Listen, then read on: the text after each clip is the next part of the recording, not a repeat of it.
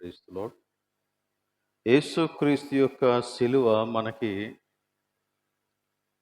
దేవుని గూర్చి చాలా విషయాలు నేర్పిస్తూ ఉంది. శిలువ సన్నిధిలో మన యొక్క జీవితాలు పరిశుద్ధమవుతూ ఉన్నాయి. ఆయన శిలువను చూస్తూ ఉన్న కొలది ఆయన ఎంత ప్రేమ కలిగిన వాడో మనకు అర్థమవుతుంది. ఆయన శిలువను చూస్తూ ఉన్న కొలది ఆయన పరిశుద్ధత ఏంటో మనకు అర్థమవుతుంది. ఆయన శిలువను చూస్తూ ఉన్న కొలది ప్రతి పాపమునకు శిక్ష ఉంది అని కూడా మనకు అర్థమవుతుంది. ఆయన శిలువను చూస్తూ ఉన్న కొలది మానవుని యొక్క పాపమంతా సహించగలిగి మనలను క్షమించగలిగే అంత గొప్ప హృదయం ఆయన దగ్గర ఉందని, ఎంతటి పాపినైనా చేర్చుకుంటాడని మనకు ఒక నిరీక్షణ కలుగుతూ ఉంది. శిలువ మరణంతో ముగిసిపోలేదు. ఆయన తిరిగి లేచినటువంటి దేవుడు గనక విజయం మన యొక్క జీవితంలో నిత్యము ఉంది అనే వాగ్దానం మనకి శిలువ దగ్గరే లభిస్తూ ఉంది. కాబట్టి ఈ శిలువను ధ్యానం చేస్తూ ఉండగా మన యొక్క జీవితాలలో ఆధ్యాత్మిక శక్తిని అనుభవిస్తూ దినదినము ఆయన యొక్క సారూప్యతలోనికి మార్చబడే అనుభవాన్ని మనం పొందుకోవాలని నేను కోరుకుంటూ ఈ సందేశాలన్నీ మీ దగ్గరకు తీసుకురావటం జరుగుతూ ఉంది. పరిశుద్ధ జీవిత ప్రయాణంలో ఒక మహాపర్వతంలా అడ్డుపడినటువంటి విషయాన్ని గురించి మనం నిన్నటి దినాన అలానే మొన్నటి దినాన మనం తెలుసుకున్నాం. ఆ మహాపర్వతం వంటి సమస్య లేక సంక్షోభం అది మనకి బయట నుండి వచ్చినటువంటి సమస్య కాదు, మనలో నుండే, మన ఆంతర్యంలో నుండి, మన అంతరంగంలో నుండి వచ్చినటువంటి సమస్యగా అది మనం గుర్తించాం. అది పాపమే అని మనం చెప్పాం, కానీ ఆ పాపము యొక్క కేంద్రస్థానమైన అహంభావాన్ని గురించి మనం మాట్లాడుకున్నాం. అహం చుట్టూ అల్లుకొని పోయినటువంటి మన యొక్క పాప భూయిష్టమైనటువంటి వ్యక్తిత్వం వలన మనము ప్రతిరోజు కూడా ఈ సవాలును మన జీవితంలో ఎదుర్కొంటూ ఉన్నాం. పాపము అనే ఈ సవాల్ని మనం జీవితంలో ఎదుర్కొంటూ ఉన్నాం.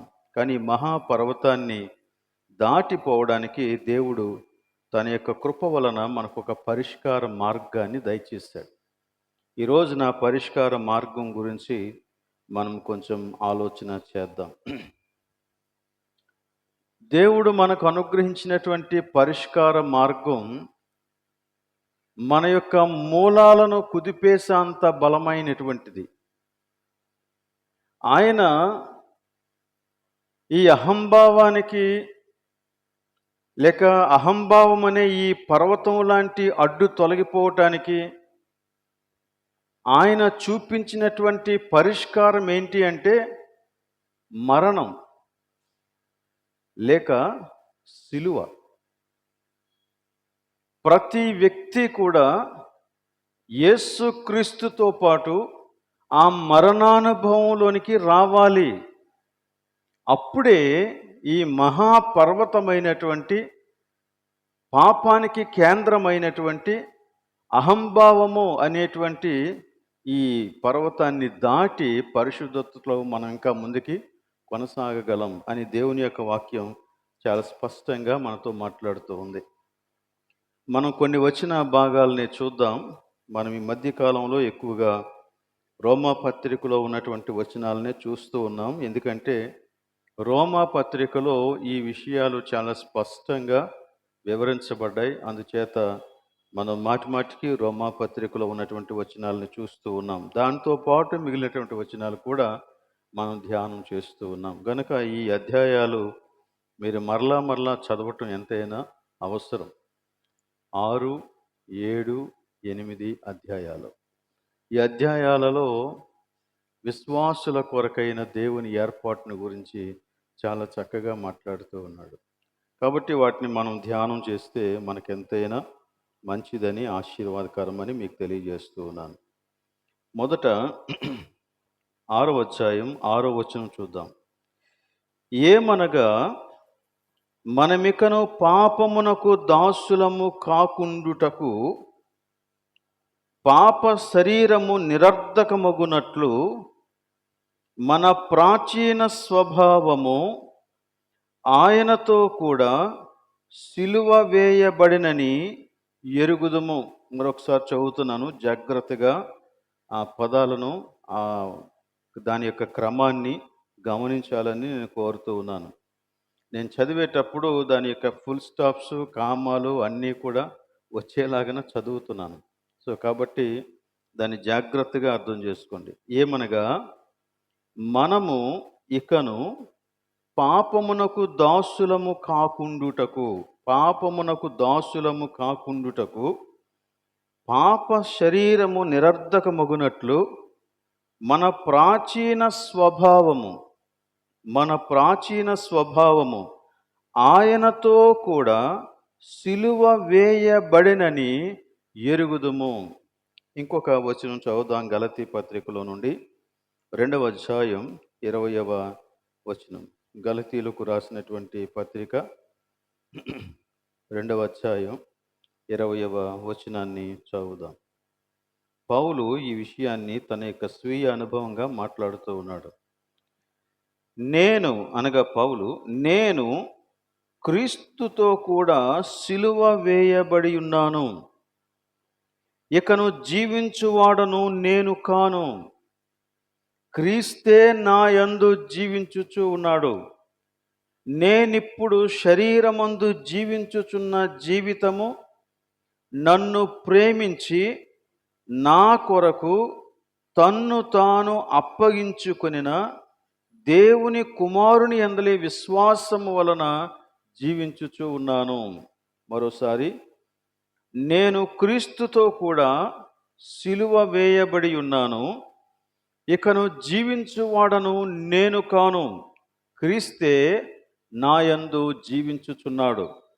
నేను ఇప్పుడు శరీరమందు జీవించుచున్న జీవితము నన్ను ప్రేమించి నా కొరకు తన్ను తాను అప్పగించుకొనిన దేవుని కుమారుని యందలి, అనగా యేసుక్రీస్తు యందలి విశ్వాసము వలన జీవించుచు ఉన్నాను. ఇంకొక వచనం కూడా చూద్దాం. కొలస్సీలకు రాసినటువంటి పత్రిక 3వ అధ్యాయం 3వ వచనం. కొలస్సీలకు రాసినటువంటి పత్రిక 3వ అధ్యాయం 3వ వచనం. ఏలయనగా మీరు మృతి పొందితిరి, మీ జీవము క్రీస్తుతో కూడా దేవుని యందు దాచబడి ఉన్నది. మీరు మృతి పొందితిరి, మీ జీవము క్రీస్తులో ఉంది అని మాట్లాడుతూ ఉన్నాడు.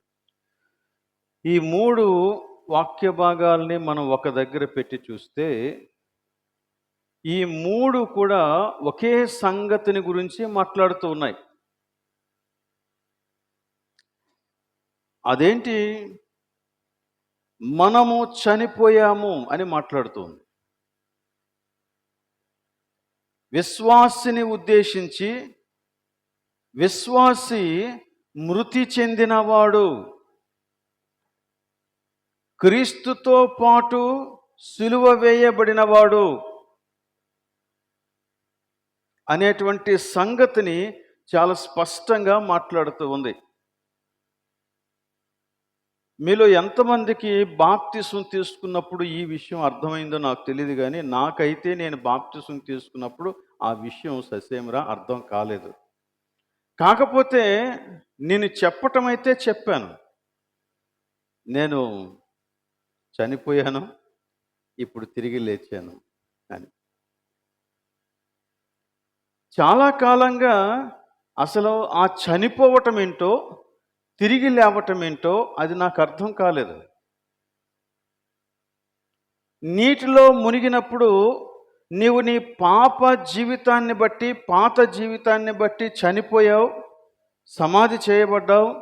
తిరిగి లేచినప్పుడు నువ్వు క్రీస్తు కోసం జీవించటానికి తిరిగి లేచావు అని చెబుతూ ఉంటే విన్నాను. ఏదో అర్థమైనట్లుగా అనిపించింది గానీ, పూర్తిగా అర్థం కాలేదు. కానీ ఇక్కడ ఈ వచనాలు గనక మనం చదివితే, చాలా స్పష్టంగా మనకి ఈ విషయం అర్థమవుతది. ఇది మన జీవిత అనుభవం కావాలి. మన యొక్క జీవిత అనుభవం కావాలి. అసలు నేను చనిపోవటం ఏంటి అని అడిగితే, ఇక్కడ ఒక విషయం మాట్లాడాడు. 6వ అధ్యాయం 6వ వచనంలో, పాప శరీరము నిరర్ధకమగునట్లు మన ప్రాచీన స్వభావము ఏం చేయబడింది? ఆయనతో కూడా సిలువ వేయబడెను. ఏమి సిలువ వేయబడెను? ప్రాచీన స్వభావము సిలువ వేయబడెను. కానీ నాకు అప్పట్లో ఉన్నటువంటి అవగాహన ఏంటంటే, ఓహో, నేను అప్పటికి చేస్తూ ఉన్నటువంటి చిన్న చిన్న ఈ తప్పులన్నిటినీ కూడా వదిలేశాను కాబట్టి నేను ఆ విషయంలో చనిపోయిన వాడను అని నన్ను నేను అనుకున్నాను.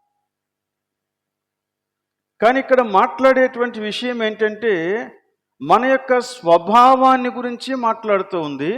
అది కూడా ప్రాచీన స్వభావము అని మాట్లాడుతూ ఉంది. ప్రాచీన స్వభావము అని మాట్లాడుతూ ఉంది.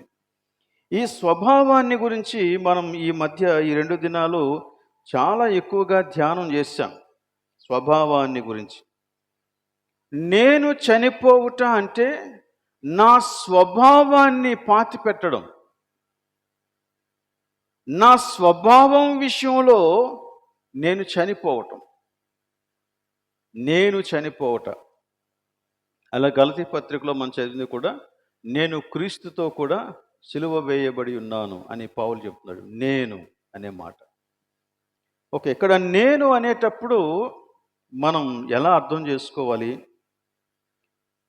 నేను అనే స్పృహ నాకు కలుగునట్లుగా నాకు చేసింది నా ఆత్మ, లేక సోల్, లేక స్పిరిట్ అంటాం కదా. నా ఆత్మ నేను అనే ఒక వ్యక్తిని ఉన్నాను అని నాకు తెలియజేసింది నా ఆత్మ. ఇది చాలా ఎసెన్షియల్, ద కోర్ అన్నమాట. అదే కేంద్రం. అసలు ఆ ఆత్మే గనక లేకపోతే అసలు నేను అనే వ్యక్తిని నేను లేను. అలాగనే నా ఆత్మ వలన నాకంటూ ఒక గుర్తింపు వచ్చింది. నువ్వు వేరు, నేను వేరు. నేను, నా తత్వము, నా స్వభావము, నేను అనే ఒక వ్యక్తిని, నాకు ఒక వ్యక్తిత్వము ఉందని నాకు తెలిసింది. ఇవేవి కూడా ఈ శరీరాన్ని ఎంత పరీక్షించినా మనకు అర్థం కాని విషయాలు. ఈ శరీరాన్ని మనం పరీక్షిస్తే మనకి అర్థం కావు. బహుశా ఈ శరీరాన్ని ముక్కలుగా కోసి మైక్రోస్కోప్ కింద పెట్టి చూస్తే అందులో ఉన్న నిర్మాణం, క్రిములు, వ్యవహారం అంతా కనపడుతుందేమో కానీ ఈ ఆత్మ కనపడదు. కానీ మనకి ఖచ్చితంగా తెలుసు మనలో ఆత్మ ఉందని. ఈ ఆత్మకు చావు లేదు. ఈ ఆత్మకు చావు లేదు. ఈ ఆత్మ చనిపోవటం అనేది జరగదు.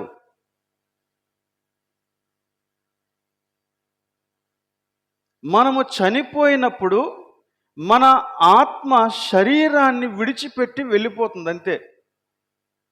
ఆత్మ చనిపోవటం లేదు. శరీరంలో నుంచి ఆత్మ వెళ్ళిపోయినప్పుడు నీ శరీరం నిర్జీవం అయిపోతుంది. ఇక దానికి ప్రాణం అనేది ఉండదు.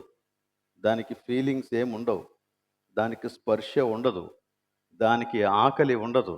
దానికి చలి ఉండదు. ఏముండదు. ఇంకా మనం దాన్ని ఏం చేసినా అదేం పట్టించుకోదు. It's dead. కానీ నీ ఆత్మ చనిపోదు, నిరంతరం ఉంటుంది. సో నిత్యత్వంలోనికి వెళ్ళాలి నీ ఆత్మ.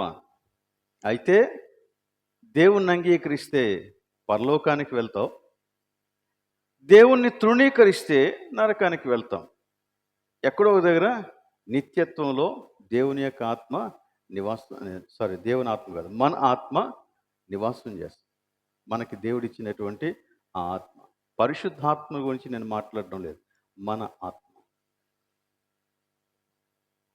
అయితే ఆ ఆత్మ చనిపోవాలని ఇక్కడ చెప్పడం లేదు. అందుకని స్వభావం గురించి మాట్లాడాడు. ఈ నేను అనేటువంటి ఈ స్పృహ నాకు కలగటం ఒకటైతే, నేను అనేటువంటి ఈ స్పృహలో నుండి నా అహం బయలుదేరింది. అంటే నేను నేనే, నా జీవితం నాదే, నన్ను నేనే పరిపాలించుకోవాలి అనేటువంటి తత్వం బయలుదేరింది. అది చావాలన్నమాట. ఎందుకు బాబు ఇలా చేస్తున్నావు, ఎందుకమ్మ ఇలా చేస్తున్నావు అని అడిగితే నా ఇష్టం అంటాం. అది ఆ నా ఇష్టం అనేది నీ జీవితాన్ని పరిపాలిస్తున్న రూలింగ్ పవర్ అన్నమాట. ఎప్పుడైతే నా ఇష్టం నన్ను పరిపాలిస్తుందో అప్పుడు నేను ఎవరి మాట వినను. కొంతమంది అందుకే బాగా కోపం వచ్చినప్పుడు ఈ విషయంలో దేవుడు వచ్చి చెప్పిన నేను విన్నాను అంటాడు. అంటే అహం అంతగా ఆ వ్యక్తిని ఆక్రమించేసింది.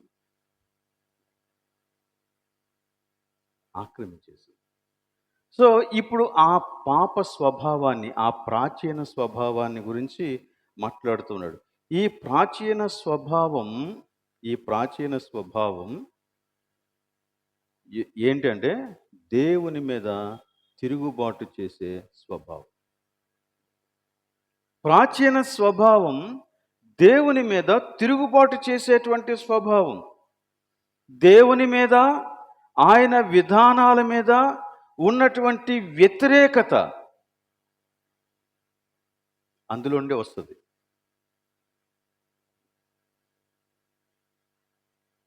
ఆ స్వభావం దేవుని యొక్క ధర్మశాస్త్రానికి లోబడదు, లోబడనేరదు అని నిన్న చాలా క్లియర్గా ఇదే రోమాపత్రికను అనుసరించి మనం తెలుసుకున్నాం. ఆ స్వభావాన్ని గురించి మాట్లాడుతూ ఉన్నాడు. అంటే నీకు ఒక వ్యక్తిత్వం ఉంది. వ్యక్తిత్వము అంటే నీ పర్సనాలిటీలో కనీసం 3 విషయాలు ఉండాలి. నేను ఈ ఫిజికల్ స్ట్రక్చర్ గురించి మాట్లాడడం లేదు. నీ పర్సనాలిటీ, నీ వ్యక్తిత్వం అంటే ఒకటి నీ ఆలోచన, రెండవది నీ యొక్క భావోద్రేకాలు, మూడవది నీ యొక్క చిత్తం లేక నా ఇష్టము అని చెప్పేటువంటి నీ తత్వం. ఈ 3 అంటే డెసిషన్ తీసుకోగలిగేటువంటి కెపాసిటీ. ఈ 3 కలిస్తే నువ్వు అవుతావు. నీ ఆలోచన ఏంటో, నీ భావోద్రేకం ఏంటో, నువ్వు తీసుకునే నిర్ణయ సామర్థ్యం ఏంటో, లేక నీ ఇష్టమని నువ్వు చెప్పేటువంటి ఆ ఇష్టం ఏంటో, ఈ 3 కలిస్తే అది నీ వ్యక్తిత్వం అన్నమాట. సో ఒక వ్యక్తి యొక్క వ్యక్తిత్వం అలా తెలుస్తుంది. ఈ వ్యక్తిత్వము అహాన్ని కేంద్రంగా చేసుకొని ఏర్పడితే ఏం జరుగుతుందంటే అహంభావపూరితమైనటువంటి ఆలోచన ధోరణి ఉంటుంది. అలాగనే అహంభావపూరితమైనటువంటి భావోద్రేకాలు ఉంటాయి. అహంభావపూరితమైనటువంటి నిర్ణయాలు ఉంటాయి. సో వ్యక్తిత్వం చాలా డిఫరెంట్గా మారిపోతుంది అన్నమాట. అయితే ఇప్పుడు నువ్వు చనిపోతున్నావు లేక నువ్వు మరణించావు అని చెప్పినప్పుడు ఈ వ్యక్తిత్వాన్ని క్రీస్తు పాదాల దగ్గరికి తీసుకొచ్చి అప్పగించాడు. ఈ వ్యక్తిత్వం విషయంలో చనిపోవడం, ఈ అహంభావపూరితమైన వ్యక్తిత్వం విషయంలో చనిపోవడం. సో దీనిని మనం ఇంకా కొంచెం చక్కగా అర్థం చేసుకోవడానికి ప్రయత్నం చేద్దాం. ఈ 6వ అధ్యాయంలో 3వ వచనంలో ఏం చెప్పాడో చూడండి. 6వ అధ్యాయం రోమాపత్రిక 6:3. క్రీస్తు యేసులోనికి బాప్తిస్మము పొందిన మనమందరము ఆయన మరణములోనికి బాప్తిస్మము పొందితిమని మీరు ఎరుగరా? నీటిలోనికి బాప్తిస్మము పొందిన మనమందరము అని అనలేదు. ఏమంటున్నాడో ఆలోచించండి. క్రీస్తులోనికి బాప్తిస్మము పొందిన మనము క్రీస్తులోనికి బాప్తిస్మము పొందితిమి, లేక క్రీస్తులోనికి వచ్చాము. అనగా క్రీస్తు యొక్క అధికారములోనికి మనము మర్జి చేయబడ్డాం, లేక బాప్తిస్మం పొందాం, ముంచబడ్డాం. క్రీస్తులోనికి ముంచబడ్డాం, క్రీస్తు యొక్క అధికారంలోనికి ముంచబడ్డాం, క్రీస్తు యొక్క అదుపులోనికి తీసుకురాబడ్డాం. అది ఇక్కడ మనం అర్థం చేసుకోవాల్సినటువంటి విషయం అన్నమాట. అంటే కంప్లీట్గా నిన్ను ఆవరించిన వాడు క్రీస్తు. నువ్వు నీటిలోనికి మునిగినప్పుడు మొత్తం నీరు నీ యొక్క శరీరం అంతటిని ఎలాగైతే తడిపేస్తుందో అలాగిప్పుడు క్రీస్తు నిన్ను సంపూర్ణంగా ఆవరించాలన్నమాట. అది క్రీస్తులోనికి బాప్తిస్మం.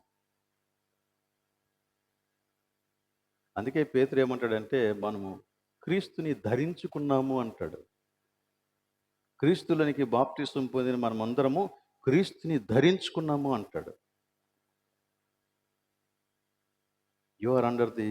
you are coming under the control of Jesus Christ. నిన్న మనం అక్కడే ఆపాం స్టడీ. క్రీస్తు రాజ్యము నీ హృదయంలోనికి వచ్చింది.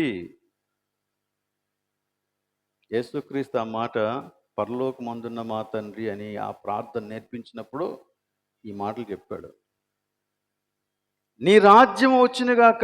ఇప్పుడు నా హృదయంలోనికి నేను యేసుక్రీస్తుని అంగీకరించినప్పుడు ఆయన రాజ్యము వచ్చింది. అంటే ఇప్పుడు నా హృదయములో ఆయన రాజు.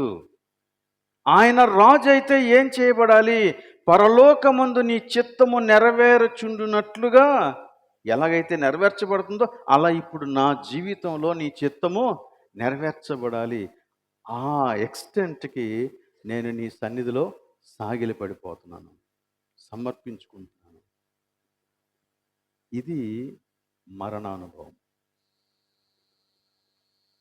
యేసుక్రీస్తు మరణములోనికి మనము కూడా ఆ సమాన అనుభవం కలిగి ఉండడం అంటే అదే. క్రీస్తు సిలువ వేయబడే ముందు గెత్సెమనే తోటలో మహావేదన అనుభవించాడు. ఆ వేదనలో ఒక విషయం ఏంటంటే దేవుని యొక్క సన్నిధిలో తాను ప్రార్థన చేస్తూ ముమ్మారు పలికినటువంటి మాట ఏంటంటే, అయినను నా చిత్తము కాదు, లేక నా ఇష్టము కాదు, నీ చిత్తమే సిద్ధించునుగాక. అది ఎక్కడికి తీసుకెళ్ళిందంటే సిలువలోనికి తీసుకెళ్ళింది. ఈ రోజున ప్రతి క్రైస్తవుడు కూడా ఆ కమిట్మెంట్కి రావాలా. ఓకే, మనకప్పుడు జ్ఞానం లేనందుచేత, ఇంత అవగాహన లేనందుచేత, మన బాప్తిస్మ సమయంలో, మనం రక్షింపబడిన సమయంలో మనం ఏదో యేసుక్రీస్తు నేను అంగీకరించాను, క్రీస్తు కొరకు జీవిస్తానని చెప్పి బాప్తిస్మ తీసేసుకున్నాం. కానీ ఇప్పుడు మనకు అవగాహన వచ్చిందిగా, దేవుని వాక్యం మాట్లాడుతూ ఉందిగా. కాబట్టి ఈ రోజున మనం చేయవలసినటువంటి పని ఏంటంటే ఇలాంటి ఒక సమర్పణను ప్రభు యొక్క సన్నిధిలో చేసుకొని, ప్రభువా ఇక మీదట నేను నీ వాడను అని చెప్పాలి. ఇందాక మనం పాడిన పాట అదే, నేను నీ వాడనై ఉండగోరెదన్ అని మొదటి విషయం చెప్తే, రెండవది నన్ను ప్రతిష్ఠించు ప్రభువా అంటది. ఆ తర్వాత ఇంకా ఒక్కొక్కటి ఆ యొక్క అనుభవాల యొక్క స్టేజెస్ అన్నీ మాట్లాడతారు. ప్రతిసారి ఏం చెప్తాడంటే, ప్రతి చరణానికి ఏం చెప్తాడంటే, నన్ను నీ సిలువ దగ్గరకు చేర్చు, చేర్చు, చేర్చు అని మాట్లాడు. ఎందుకంటే సిలువ లేకుండా ఇది జరిగేది పని కాదు. అంటే మనం ఆ అహంభావం విషయంలో, ఆ పాప స్వభావ విషయంలో, ప్రాచీన స్వభావ విషయంలో చనిపోకుండా క్రీస్తు కొరకు జీవించటం అసాధ్యం. అసాధ్యం. ఆ విషయాన్ని ఇక్కడ చెప్పాడు. ఓకే.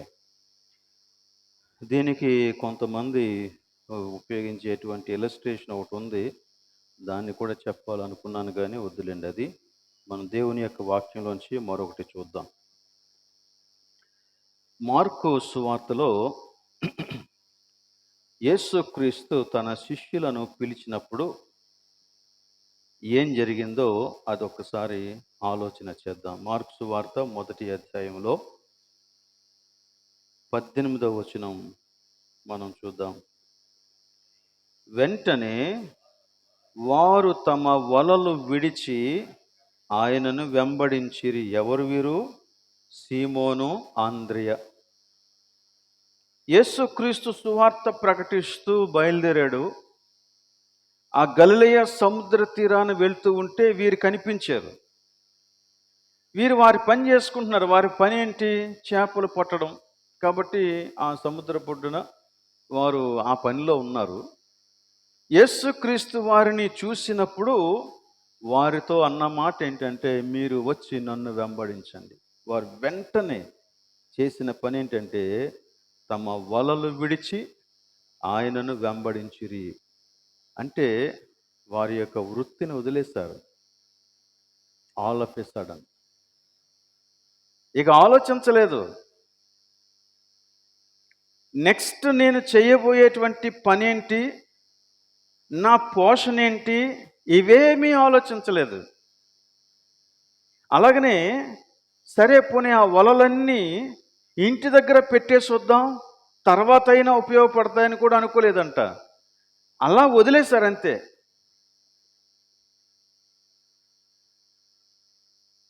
వదిలేసి యేసుక్రీస్తుని వెంబడించేశారు. అదైంది. తర్వాత 20వ వచనంలో చూడండి.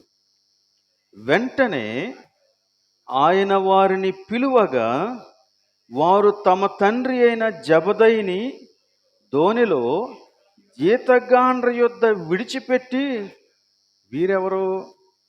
వీరెవరంటే యాకోబు, యోహాను. వీరిని కూడా యేసుక్రీస్తు పిలిచాడు. పిలిచిన వెంటనే వీరు చేసిన పని ఏంటంటే, వాళ్ళ తండ్రి వారితో ఉన్నాడంట ఆ దోణిలో. ఇంకా వారి దగ్గర పనిచేస్తూ ఉన్నటువంటి కొంతమంది జీతగాండ్రు ఉన్నారంట. వీరు వాళ్ళ తండ్రి దగ్గరికి వెళ్ళి, నాయనా మరి యేసుక్రీస్తు పిలుస్తున్నాడు, వెళ్ళాలా వద్దా అని అడగలే. ఉన్న ఫలంగా తండ్రిని అలా వదిలేసి, ఆ దోణి వదిలేసి, వలలు వదిలేసి, జీతగాండ్రను వదిలేసి, పని మొత్తం వదిలేసి వారు యేసుక్రీస్తుని వెంబడించేశారు. 2 సార్లు కూడా వెంటనే వెంటనే అనే మాట చెప్పాడు. సరే, యేసుక్రీస్తు వాళ్ళని తీసుకొని వెళ్ళాడు. కొంత దూరం వెళ్ళిన తర్వాత యేసుక్రీస్తు వారికి ఈ మాట చెప్పాడండి. మార్కు సువార్త 8వ అధ్యాయం 34వ వచనం. మార్కు సువార్త 8వ అధ్యాయం 34. అంతటా ఆయన తన శిష్యులను జనసమూహమును తన యొద్దకు పిలిచి, నన్ను వెంబడింపగోరువాడు తన్ను తాను ఉపేక్షించుకొని తన సిలువనెత్తుకొని నన్ను వెంబడింపవలెను. అసలు ఆ శిష్యులు చేసినటువంటి పని ఎంత గొప్పదండి. యేసుక్రీస్తు అలా పిలిస్తే అలా జాబ్కి రిజైన్ చేసి వచ్చేసారు అంతే.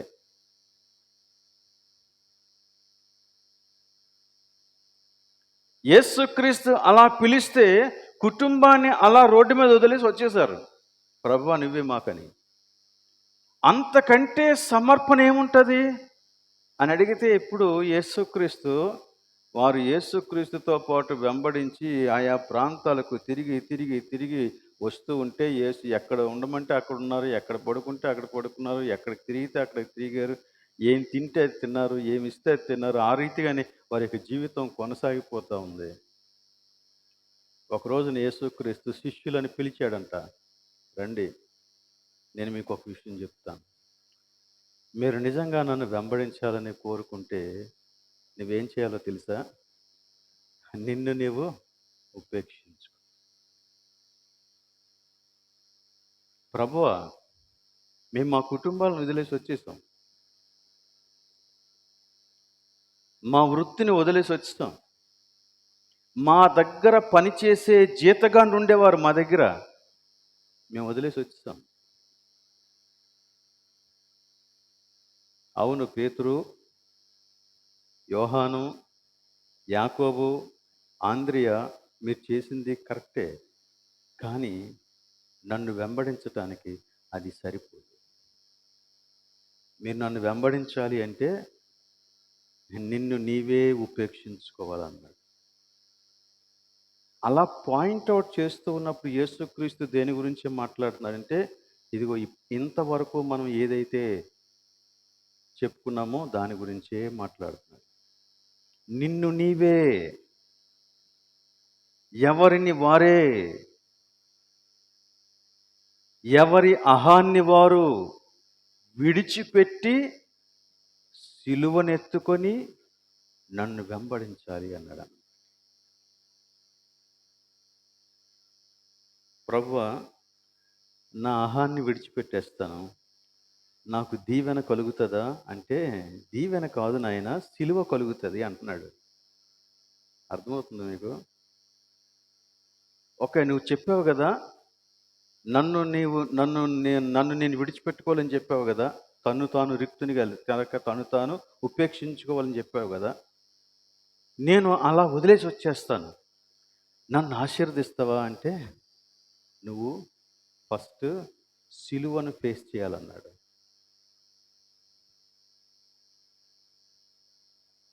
ఆశీర్వాదం గురించి మాట్లాడడం లేదు, సుఖ జీవితం గురించి మాట్లాడడం లేదు, కోరికలు నెరవేరటం గురించి మాట్లాడడం లేదు, ప్రమోషన్స్ గురించి మాట్లాడడం లేదు. దేని గురించి మాట్లాడుతున్నాడో తెలుసా? సిలువ. సిలువ శ్రమానుభవాన్ని గురించి మాట్లాడుతున్నాడు. ఈ సిలువ నీ జీవితంలో నువ్వు నిరంతరము క్యారీ చేయాల్సినటువంటి వ్యక్తివి. అహం ఎక్కడా కూడా తిరిగి మొలకెత్తకుండా ఉండాలి అంటే సిలువను క్యారీ చేయాలా, సిలువను మోసుకుంటూ వెళ్ళాలా. సిలువను మోసుకుంటూ క్రైస్తవుడు ప్రయాణించకపోతే ప్రతి క్షణము అహం నేనున్నానని నిన్ను తొందర చేస్తుంది.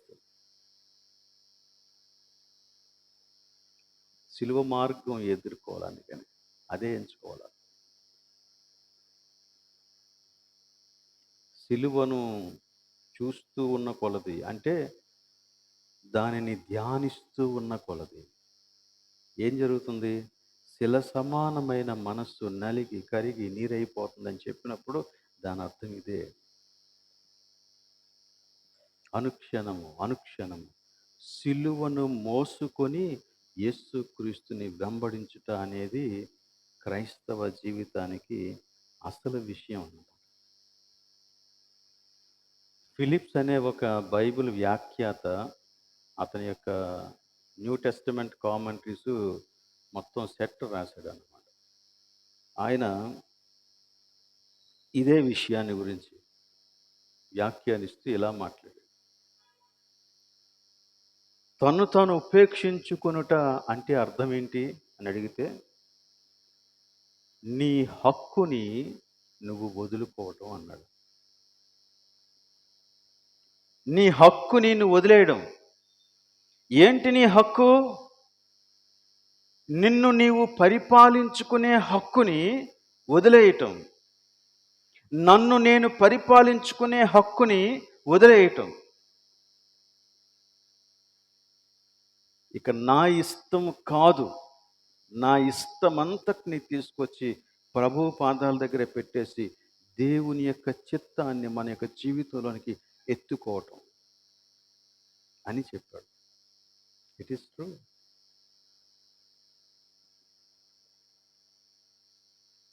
చాలాసార్లు ఇదే మనకి ప్రశ్న, నాకు ఆ మాత్రం స్వార్థం ఉండకూడదా? నాకు ఆ మాత్రం స్వాతంత్ర్యం లేదా? నా జీవితాన్ని నా ఇష్ట ప్రకారంగా నేను నడిపించుకోకూడదా? ఎవరు కాదన్నారు? నీ ఇష్టమే కానీ దాని అంతం వేరు.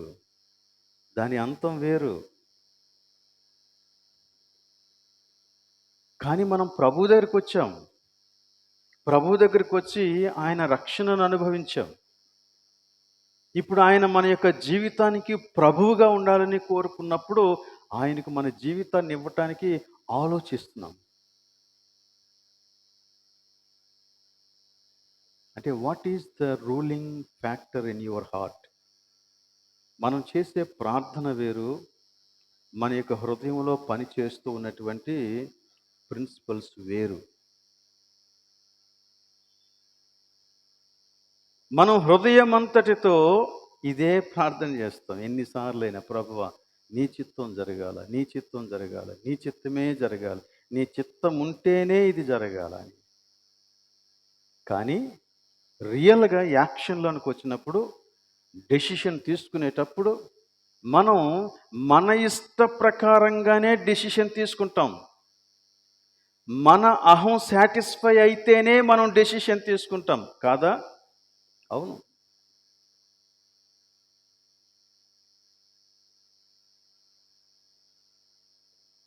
కొన్నిసార్లు మనం ఎలా డెసిషన్ తీసుకుంటామంటే, నేను ఈ డెసిషన్ తీసుకుంటే ఫలానా వ్యక్తి ఏమనుకుంటాడో అని మనం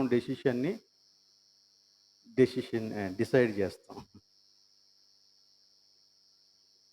అంటే ఎవరు ఏమనుకుంటారో అనేది నీ హృదయంలో రూలింగ్ ఫ్యాక్టర్ అన్నమాట. అంటే అర్థం ఏంటో తెలుసా?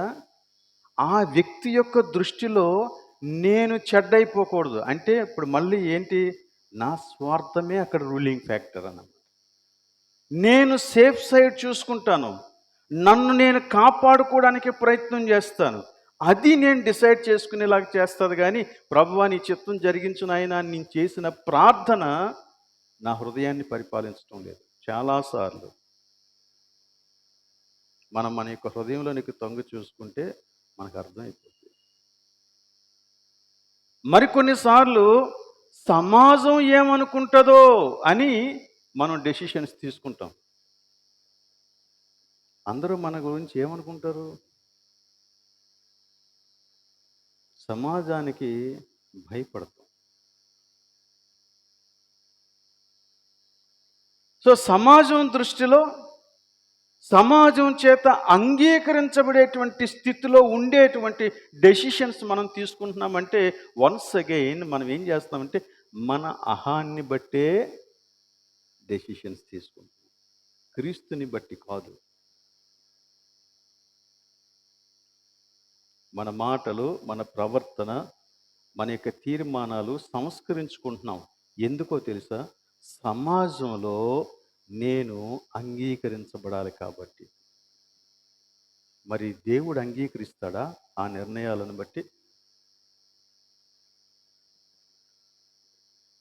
మరికొంతమందికి భయం ఈజ్ ద రూలింగ్ ఫ్యాక్టర్. అదేంటంటే ఏమైపోతుందో అనే బెంగతో, భవిష్యత్తును గూర్చినటువంటి భయంతో నిర్ణయాలు తీసుకుంటారు. ప్రార్థన అయితే ప్రభువా నీ చిత్తమే జరగాలని చేస్తారు. కానీ నిజంగా డెసిషన్ తీసుకొని వచ్చి యాక్షన్లోనికి దిగాల్సి వచ్చినప్పుడు నా భవిష్యత్తు ఎలా ఉంటుంది ఆలోచించుకోవాలా. దానిని బట్టి ఈరోజు నేను డెసిషన్ తీసుకోవాలి.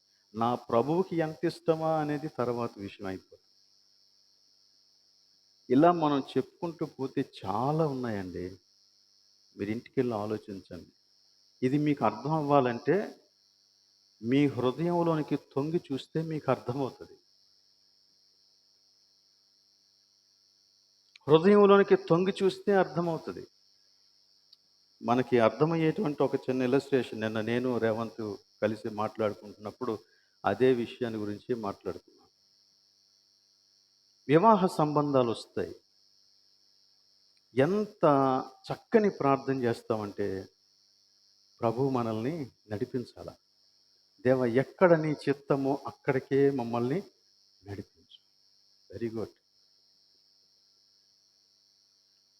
ప్రభువు నడిపించిన తర్వాత మనం ఆ సంబంధాన్ని గురించి డెసిషన్ తీసుకోవాల్సిన పరిస్థితి వచ్చినప్పుడు మనకి డిసైడింగ్ ఫ్యాక్టర్ ఏంటి? అందము కావచ్చు, ఉద్యోగం కావచ్చు, కట్నం కావచ్చు, ఏమంటే సోషల్ స్టేటస్ కావచ్చు, ఇలాంటివి చాలా ఉంటాయి. మరప్పుడు నేను దేవుని చిత్తానికి ఎక్కడ కట్టుబడ్డాను? దేవుని చిత్తానికి ఎక్కడ కట్టుబడ్డాను? నేను చేసే ప్రార్థన ఏంటి? నా సమర్పణ కలిగిన జీవిత విధానం ఏంటి? రెండిటికి చాలా తేడా ఉంటుంది. మనం ఎక్కడ మన యొక్క ఇష్టాన్ని, మన అహంభావాన్ని, మన స్వార్థపూరితమైనటువంటి ఆలోచనలను ప్రభు సన్నిధిలో, శిలువ సన్నిధిలో అప్పగించాలో అది తెలుసుకోవాలి. అప్పుడు నిజమైనటువంటి సమర్పణ జరుగుద్ది. నిజమైన సమర్పణ జరుగుద్ది. ఈ సమర్పణ దగ్గరికి వచ్చినప్పుడు మనం చాలాసార్లు సగం సగం సమర్పణ చేస్తాం. దేవుడు ఏమంటున్నాడంటే క్రిస్టల్ క్లియర్గా, సగం సగం సమర్పణ చేస్తే నాకు అవసరం లేదు అంటున్నాడు. చూడండి, 119వ కీర్తన 113వ వచనం. 119, 113. 119వ కీర్తన 113వ వచనం. విమనస్కులను నేను ద్వేషించుచున్నాను. ఎవరని అంటే అర్థం ఏంటి? ఇటు అటు కూడా ఉండాలని కోరుకుంటారు కొంతమంది. వారు చేసే స్టేట్మెంట్స్ కూడా అలాగే ఉంటాయి. ఇక్కడ ఇలాగా అక్కడ అలాగా ఉండకపోతే బ్రదరు ఈ లోకంలో మనం వెళ్ళలేం ముందుకు అంటారన్నమాట. కరెక్టే. నువ్వు ఎంచుకుంటే ఆ జీవిత విధానం ఎంచుకో, కానీ దేవుడు మాట్లాడే మాట విను. ద్విమనస్కులను నేను ద్వేషించుచూ ఉన్నాను, నాకొద్దు. ఈ ద్విమనస్తత్వాన్ని గురించి మనం ఈవెన్ తిమోతి పత్రిక ధ్యానం చేసినప్పుడు కూడా అందులో ఒక లక్షణం, పరిచారకుల లక్షణంలో ఒక లక్షణం ఏంటంటే ద్విమనస్తత్వం ఉండకూడదు. అలాగనే యాకోబు పత్రికలో కూడా ఈ ద్విమనస్తత్వం గురించి చాలా ఎక్కువగా మాట్లాడతాడు. అందులో ఒక వచనం, ద్విమనస్కులారా మీ హృదయములను పరిశుద్ధపరచుకునుడి అని. దేవునికి టోటల్ కమిట్మెంట్ కావాలి, సంపూర్ణమైన సమర్పణ కావాలి. సగం క్రీస్తు సగం లోకం, సగం క్రీస్తు సగం స్వార్థం పనికి రాదు దేవునికి. దేవుని ఎదుట ఆ సమర్పణ చేసినా చెయ్యకపోయినా అది అసలు సమర్పణే కాదు. అలాంటి సమర్పణ దేవుడు కోరుకోవట్లేదు. అందుకే మత్తయి సువార్త 6వ అధ్యాయంలో 24వ వచనంలో ఏం చెప్పాడు? ఎవడును ఇద్దరు యజమానులకు దాసుడిగా ఉండనేరడు. వాడు ఒకని ప్రేమిస్తాడు, ఒకని ద్వేషిస్తాడు, లేదా ఒకని పక్షముగా ఉండి ఇంకొకరిని తృణీకరించును. మీరు దేవునికిని సిరికిని దాసులుగా ఉండనేరరు. ఆ మాట యేసుక్రీస్తే మాట్లాడుతున్నాడు. సో ద్వంద్వ నీతి, ద్వంద్వ విధానం, ద్వంద్వ సిద్ధాంతం, దేవునికి గిట్టవు. సో ఈ మహాపర్వతం నీ పరిశుద్ధ జీవిత మార్గంలో నుండి తొలగిపోవాలని నువ్వు కోరుకుంటూ ఉన్నట్లయితే, పరిశుద్ధ జీవితాన్ని నువ్వు ప్రేమించి ప్రభువు చేరమన్న గమ్యస్థానానికి చేరాలని నీ ఆకాంక్ష అయితే, ఖచ్చితంగా ఆహాన్ని విడిచిపెట్టి ప్రభువుకి సంపూర్ణ సమర్పణ చేయాల్సిందే. లేదంటే అది ప్రభువుకి అవసరం లేని సమర్పణ. పరిశుద్ధ జీవితాన్ని కోరుకునేవారు దేవునితో ఉండాల్సిందే. కాబట్టి ఈ రోజున మనం అలాంటి ఒక డెసిషన్కి వద్దాం. ప్రభువుకి సంపూర్ణమైన సమర్పణ చేద్దాం. పరిశుద్ధ మార్గంలో నిరాటంకంగా సాగిపోదాం. దేవుని పిల్లలకు పరిశుద్ధతే రాజమార్గం, దాని అంతం నిత్య జీవం. దేవుడి వాక్యాన్ని దీవించునుగాక. ప్రార్థన చేద్దాం. దయచేసి అందరూ తలలో ఉంచుకొని కన్నులు మూసుకొని ప్రభు వైపుకి చూడాలని నేను కోరుతూ ఉన్నాను. దేవుడు ఈ రోజున మనతో మాట్లాడిన విషయాలను బట్టి మనం ఆయన సన్నిధిని ఒక సమర్పణ చేద్దాం. దయచేసి దీనిని పెడచెవిన పెట్టవద్దు. దయచేసి దీనిని నిర్లక్ష్యం చేయవద్దు. ఇది నీ జీవితానికి సంబంధించిన విషయం. ఎవరో ఏమో అనుకుంటారని నీ సమర్పణను తగ్గించుకోవద్దు. ప్రభువుకి సంపూర్ణమైన సమర్పణ చేయాలి.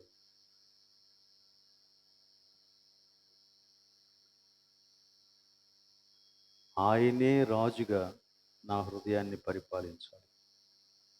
ఇక నా హృదయంలో వేరే నియమం నన్ను పరిపాలించకూడదు.